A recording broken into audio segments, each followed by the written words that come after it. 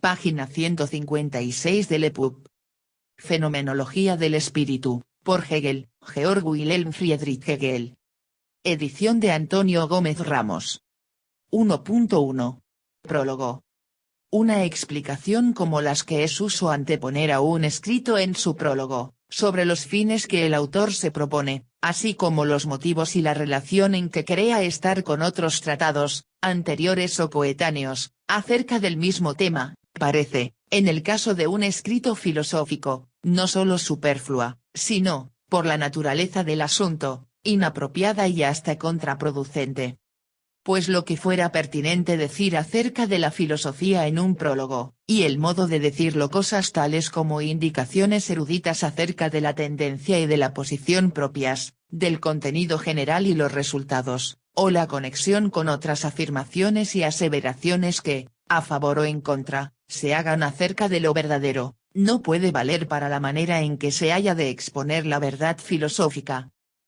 Además, como el elemento de la filosofía es esencialmente la universalidad que encierra dentro de sí lo particular, tiene lugar en su caso, mucho más que en el de otras ciencias, la apariencia de que en la meta o en los últimos resultados quedara ya expresada la cosa misma, incluso en la perfección de su ser, frente a lo cual el proceso de ejecución sería, propiamente, lo inesencial. En cambio, en la representación general de lo que sea, verbigracia, la anatomía, en tanto que conocimientos de las partes del cuerpo consideradas en su existencia no viva, se está convencido de no poseer todavía la cosa misma, el contenido de esta ciencia, sino de tener que esforzarse aún por alcanzar lo particular. Aún más, cuando se trata de semejante agregado de conocimientos, que no lleva legítimamente el nombre de ciencia, la conversación sobre el propósito y generalidades del estilo no es distinta de la manera erudita y sin concepto en que también se habla del contenido mismo, de estos nervios, de esos músculos, etc. En cambio, cuando se trata de filosofía, surgiría la desigualdad de que se haría uso de esa manera, de la cual ella misma haría patente que no es apta para captar la verdad. Ocurre, además, que al determinar la relación que una obra filosófica cree guardar con otros afanes dirigidos al mismo objeto, se infiltra un interés ajeno y queda oscurecido aquello de que se trata en el conocimiento de la verdad. Cuanto más se afirma como opinión la oposición entre lo verdadero y lo falso, tanto más suele tal opinión tener la expectativa, bien del asentimiento, bien de la contradicción al sistema filosófico de que se trate, y ve lo uno o lo otro en cualquier declaración que se haga acerca del mismo. La diversidad de los sistemas filosóficos no la concibe tanto como el desarrollo progresivo de la verdad, cuanto que ve en ella solo la contradicción. El capullo desaparece con la floración, y podría decirse que queda así refutado por ella, del mismo modo que el fruto declara la flor como una existencia falsa de la planta, y brota como su verdad en lugar de aquella. Estas formas no solo se diferencian entre sí, sino que, en tanto que incompatibles, se van desplazando unas a otras. A la vez, sin embargo, su naturaleza fluida hace de ellas momentos de una unidad orgánica, en la que no solo no entran en disputa, sino que la una es tan necesaria como la otra, y únicamente esta misma necesidad es lo que llega a constituir la vida del todo. Pero, por una parte, la contradicción frente a un sistema filosófico no suele concebirse a sí misma de este modo, y por otra, la conciencia que capta no sabe, por lo común, liberar tal contradicción de su carácter unilateral, o mantenerla libre, reconociendo, en la figura de lo que parece estar en disputa y enfrentado, unos momentos mutuamente necesarios.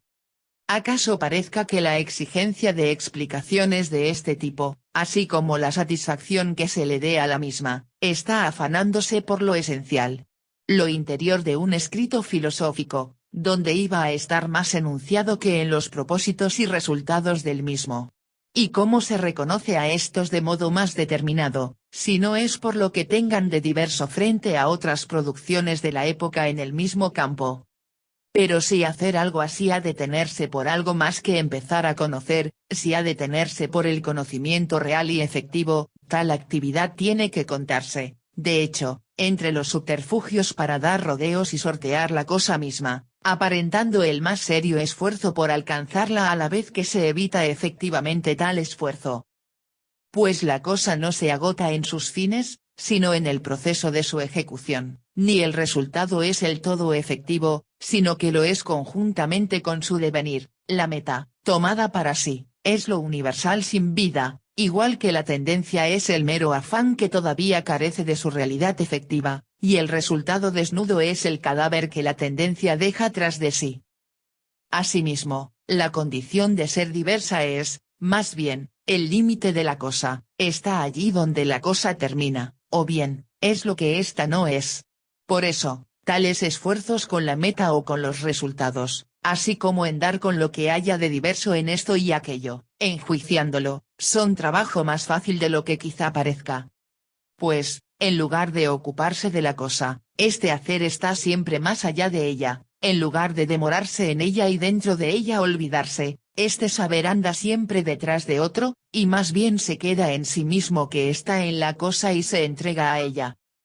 Ante lo que tiene enjundia y sólida consistencia, lo más fácil es emitir juicios, más difícil es captarlo, y lo más difícil es unir las dos cosas, producir su exposición. La formación cultural, ese trabajo por arrancarse de la inmediatez de la vida substancial, habrá de comenzarse siempre adquiriendo conocimientos acerca de principios y puntos de vista universales, para solo entonces elevarse laboriosamente hasta el pensamiento de la cosa como tal, además de sostenerla o refutarla con fundamentos, captar la plenitud rica y concreta por sus determinidades y saber proporcionar información apropiada y un juicio serio sobre ella.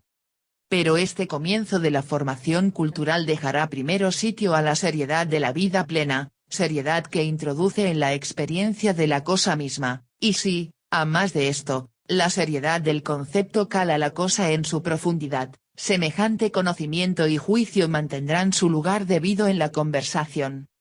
La verdadera figura en la que existe la verdad solo puede ser el sistema científico de la misma. Contribuir a que la filosofía se aproxime a la forma de la ciencia, a la meta en que pueda abandonar su nombre de amor al saber y sea saber efectivamente real, eso es lo que yo me he propuesto. La necesidad interna de que el saber sea ciencia reside en la naturaleza de éste, y la única explicación satisfactoria a este respecto es la exposición de la filosofía misma. Pero la necesidad externa, en la medida en que, independientemente de la contingencia de la persona y de las motivaciones individuales, sea captada de manera universal, es lo mismo que la interna, en la figura en que el tiempo representa sus momentos estando ahí.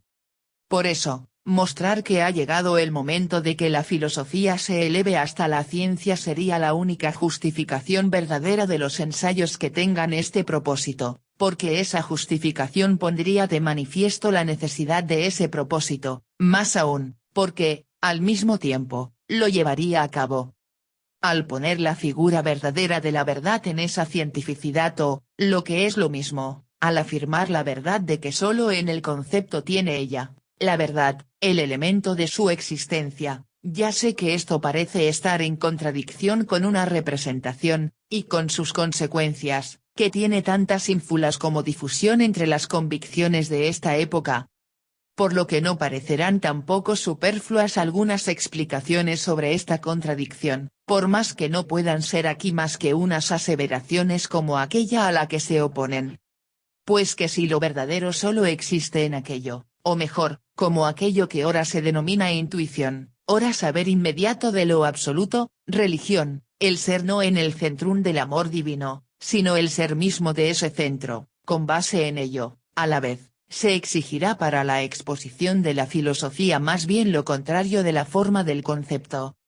Y lo absoluto, se dirá, no debe ser concebido, sino sentido e intuido, y no es el concepto, sino el sentimiento y la intuición lo que debe llevar la voz cantante y lo que debe enunciarse. Si la aparición de semejante exigencia se la capta conforme a su contexto más general, si se la considera al nivel en el que el espíritu consciente de sí se halla actualmente, se verá que este espíritu ha ido más allá de la vida substancial que él, por lo demás, llevaba en el elemento del pensamiento, más allá de esa inmediatez de su fe, más allá de la satisfacción y la seguridad de la certeza que la conciencia tenía de su reconciliación con la esencia y con la presencia universal, tanto interior como exterior, de ésta. No solo ha ido más allá de todo esto, al otro extremo de la reflexión de sí, carente de substancia, hacia dentro de sí mismo, sino que también ha ido más allá de esta reflexión. No solo se le ha perdido su vida esencial, sino que, además, es consciente de esa pérdida y de la finitud que es su contenido. Alejándose de las algarrobas que comen los puercos, confesando y maldiciendo que pasa necesidad, reclama ahora de la filosofía, no tanto el saber de lo que él es cuanto, por medio de ella, y solo ahora, volver a producir aquella sustancialidad y consistencia maciza del ser. Para afrontar esta necesidad, se dice, entonces, no debe tanto hacer saltar el cierre sobre sí de la substancia para elevarla hasta la autoconciencia, no debe tanto devolver la caótica conciencia de esa substancia al orden pensado y la simplicidad del concepto, cuanto, más bien, debe amalgamar las particularizaciones segregadas del pensamiento, reprimir el concepto que diferencia y establecer el sentimiento de la esencia, no debe, se dice, garantizar tanto la intelección cuanto la edificación. Lo bello, lo sagrado, lo eterno, la religión y el amor son el cebo requerido para despertar las ganas de picar, no es el concepto, sino el éxtasis, no es el frío progreso de la necesidad de la cosa, sino el entusiasmo efervescente lo que, se dice, debe ser la actitud y la guía continua que difunde la riqueza de la substancia.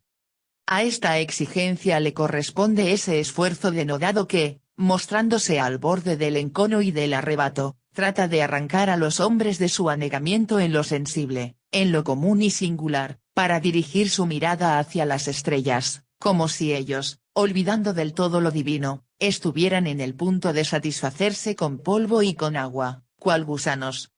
Antaño, adornaban un cielo con vastas riquezas de pensamientos e imágenes. El significado de todo lo que es residía en el hilo de luz por el que se hallaba atado a ese cielo, y en lugar de permanecer en este presente, la mirada se deslizaba más allá de él subiendo por el hilo, hasta el ser divino, hasta una presencia, si así puede decirse, en el más allá. Hubo que forzar al ojo del espíritu a dirigirse hacia lo terrenal, y sujetarlo ahí, y ha hecho falta mucho tiempo para introducir trabajosamente aquella claridad, que solo lo supraterrenal tenía, en el abotargamiento y la confusión donde residía el sentido de lo de más acá, y para hacer válida e interesante la atención a lo presente como tal, a lo que se denominó experiencia 80. Ahora parece darse la necesidad de lo contrario, el sentido parece estar tan firmemente arraigado en lo terrenal que requiere de la misma violencia para levantarlo de ahí. El espíritu se muestra tan pobre que, como el caminante que en el desierto de arena anhela un simple sorbo de agua, él parece ya solo anhelar, para refrescarse, el indigente sentimiento de lo divino como tal. En esto con lo que el espíritu se contenta ha de medirse la magnitud de su pérdida. Pero este contentarse con poco recibir o esta parquedad en el dar no convienen a la ciencia. Quien solo busque edificación, quien busque envolver entre nieblas la multiplicidad terrenal de su existencia y de su pensamiento, y reclame el indeterminado placer de esta indeterminada divinidad, puede ir mirando dónde lo encuentra, fácil le será encontrar por sí mismo los medios para alucinarse con alguna fantasmagoría y hacer alarde de ello. Pero la filosofía tiene que guardarse de querer ser edificante. Este contentarse con poco, que renuncia a la ciencia, menos aún puede reivindicar que ese entusiasmo y esa obnubilación sean algo más elevado que la ciencia. Este discurso profético crea que él permanece justamente en el centro y en lo profundo, mira con desdén la determinidad, el oros, y se mantiene deliberadamente alejado del concepto y de la necesidad en tanto que son la reflexión, que solo tiene su morada en la finitud. Pero, al igual que hay una amplitud vacía, también hay una profundidad vacía, como una extensión de la substancia que se derrama en una multiplicidad finita sin una fuerza que la mantenga unida. Es esto una intensidad sin enjundia, la cual, sosteniéndose como una pura y simple fuerza sin expansión, es lo mismo que la superficialidad. La fuerza del espíritu es tan grande como su exteriorización, y no más, la profundidad del espíritu es tan profunda, y no más, como él se atreva a expandirse y a perderse en su despliegue. A la vez, cuando este saber sustancial y sin concepto pretende haber hundido la cualidad propia del sí mismo en la esencia y filosofar verdadera y santamente, se oculta así que, en lugar de estar entregado a Dios, antes bien, con su desdén por la medida y por la determinación, no hace otra cosa, más bien, que dar rienda suelta ya a la contingencia del contenido dentro de sí mismo, ya a su propia arbitrariedad dentro de aquel. Al abandonarse a la efervescencia indómita de la substancia, se creen que, nublando la autoconciencia y renunciando al entendimiento, Dios los cuenta entre los suyos, a quienes insufla la sabiduría mientras duermen, y así es, lo que, de hecho, reciben y conceden mientras duermen son también sueños. Página 178.